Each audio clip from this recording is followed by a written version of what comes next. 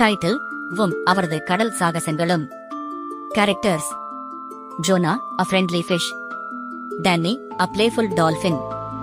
Sammy, a wise old sea turtle. Sally, a cheerful seahorse. Bobby, a bubbly crab. காட்சி 1. கடலுக்கு அடியில்.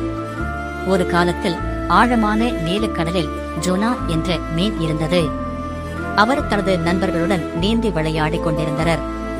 ஜோனா: hi everyone. என்னை பாருங்கள், எனக்கு இவ்வளவு வேகமாக நீந்துகிறேன். டேனி: வா ஜோனா, நீங்கள் மிகவும் வேகமாக நீந்துகிறீர்கள். போட்டி போடுவோமா? சாமி: இப்போது நீங்கள் 2 பேரும் கவனமாக இருக்க மறக்காதீர்கள். கடல் பெரியது மற்றும் ஆச்சரியங்கள் நிறைந்தது.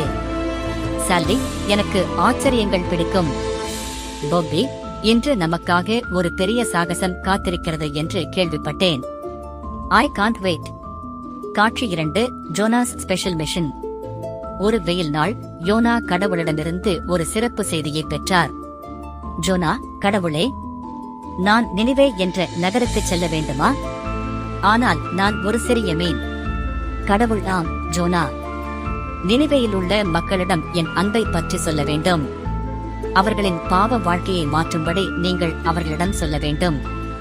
ஜோனா: கடவுளே, அது ஒரு நீண்ட பயணம். எனக்கு கொஞ்சம் பயமாக இருக்கிறது. அவர்கள் என் பேச்சை கேட்கவில்லை என்றால் என்ன செய்வது? டேனி: கவலைப்படாதே ஜோனா, நாங்கள் உனக்கு உதவுவோம்.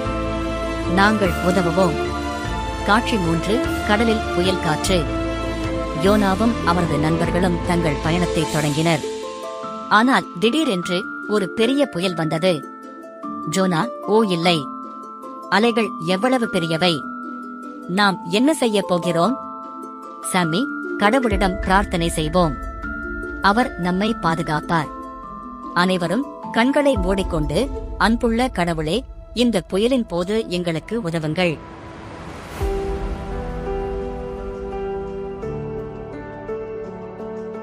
பின்னர் புயல் அமைதியானது. ஆனால் யோனா சற்று குற்ற உணர்ச்சியுடன் இருந்தார். ஜோனா: இது என் தவறு. நான் பயந்து எனது கடமையை விட்டு ஓட முயற்சித்தேன், அதனால்தான் புயல் வந்தது. காட்சி 4. யோனாவின் பெரிய பாடம்.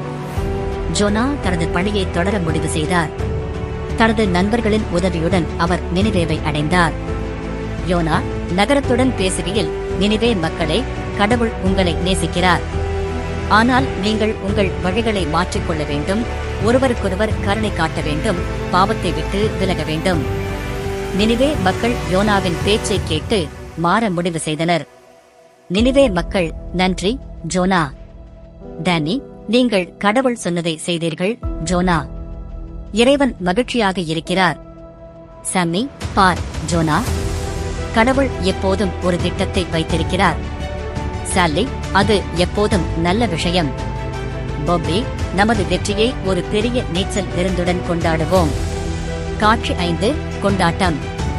யோனாவும் அவரது நண்பர்களும் கடலுக்கு அடியில் ஒரு பெரிய கொண்டாட்டத்தை கொண்டிருந்தனர். அவர்கள் நீந்தி விளையாடினர். ஜோனா: கடவுளே, எனக்கு உதவியதற்கு நன்றி. நண்பர்களே, என்னுடன் இருந்ததற்கு நன்றி. அனைவரும் கடவுளுக்கு நன்றி. கடவுள் மற்றும் நல்ல நண்பர்களுடன் நாம் இருக்கும்போது மிகப்பெரிய பணிகள் கூட வேடிக்கையான சாகசங்களாக இருக்கலாம் என்பதை ஜோனா கற்றுக்கொண்டார்.